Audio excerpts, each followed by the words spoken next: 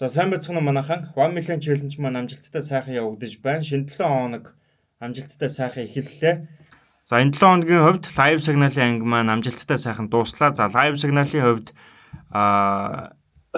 FTVIP live signal-ынхаа хүмүүст амжилттай сигналыг дуудаж нийтдээ 35 саятай дүүцэх хэмжээний ашгийг live signal-ын үед бол хийсэн.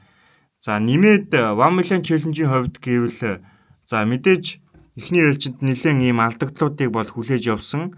За тэгээд энэ хэсэгт буцаж тухайн алдагдлыг нөхөөд нийтдээ 70 саятай дүүцэх хэмжээний ашгийг хийсэн. За алтны хөдөлгөөний хувьд эхлээд алдагдал хүлээсэн захиалга болон сүүлд одоо тухайн алдагдлыг нөхсөн захиалгуудыг та бүхэндээ нэг товчхон танилцуулъя.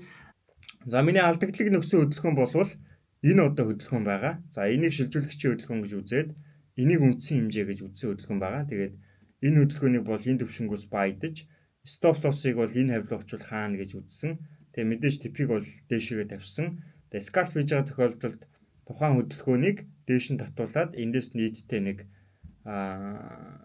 за нэг ийм анзааны хөдөлгөөнийг аваад хаасан гэсэн.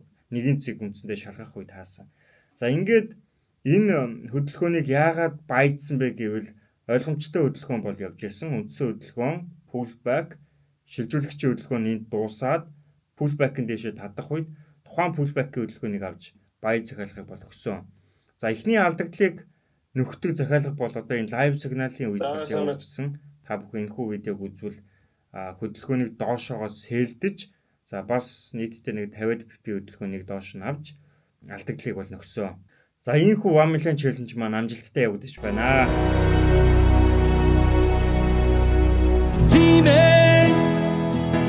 Чи нэгэн зууны сутан биш ээ. Тэр тусмаа нэгэн зууны нас дээр вэ биш.